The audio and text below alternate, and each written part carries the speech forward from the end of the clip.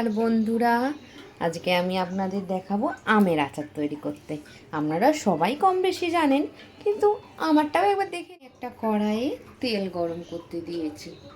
তেলটা একটু গরম হয়ে এলে এই আমগুলোকে আমি তেলের মধ্যে দিয়ে দেবো। হ্যাঁ, তেলের মধ্যে দেওয়ার আগে ফোড়ন আছে, 5 ফোড়নটা তেলের মধ্যে দিয়ে দেবো। গ্যাসের ফ্লেমটা আমি এবার একটু আস্তে করে নেব। আস্তে করে নেবার পর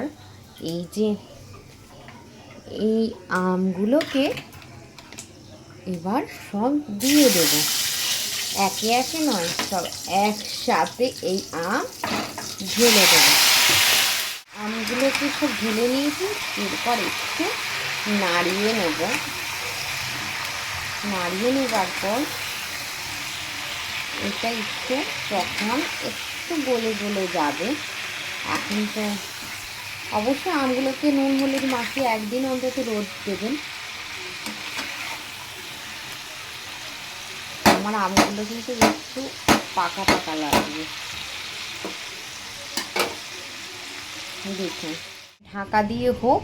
এরপর আপনাদের একটু দেখিয়ে নিই, আমি একটা মশলা বানিয়েছি। একবারই কিন্তু আমি মিহি মিহি করিনি, একটু কিন্তু খোঁচা খোঁচা রয়েছে। মশলাটার মধ্যে আমি কিন্তু একটু দিয়েছি জিরে, 5 ফোড়ন আর মৌরি আর শুকনো লঙ্কা। আর একটা আমার মশলা বানানো রয়েছে, তার মধ্যে জিরে, গোলমরিচ, ধনে, এগুলো সব দিয়ে একটা কিন্তু আলাদা করে অলরেডি গুঁড়ো করা রয়েছে। এটা আমি নতুন করে গুঁড়োটা করেছি। আপনারাও চাইলে একবারে করে নিতে পারেন, বা এরম আমার মতন আলাদা আলাদা করে রাখতে পারেন।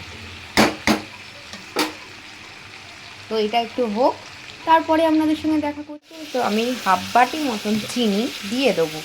আমার যেমন এই চামচে 3 চামচ লেগেছে। যদি আপনাদের আরেকটু মিষ্টি চাই বেশি, তাহলে আপনারা তেমন দেবেন, ঠিক আছে।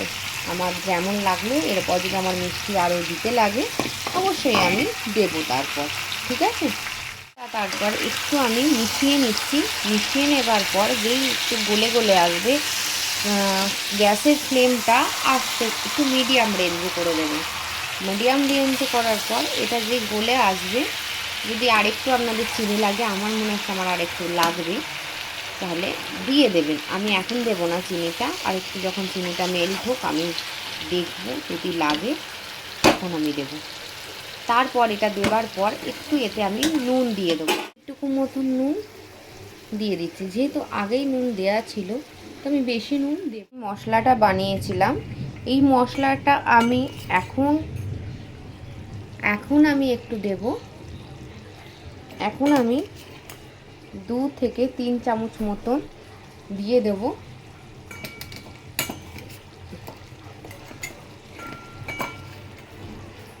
এই যে একটু দেখবেন খোঁচা খোঁচা আছে আমার। আমি আবার লাস্টের দিকেও কিন্তু এই মশলাটা আবার দেব।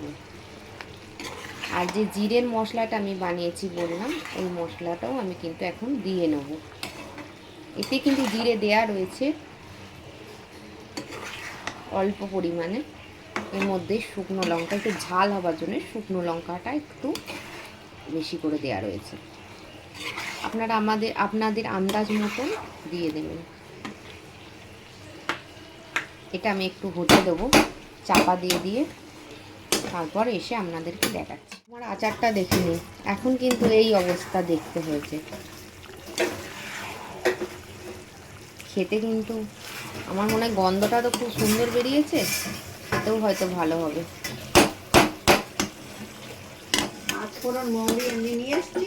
আচার কমপ্লিট হয়ে গেছে। এই যে আমার আচারের লুক।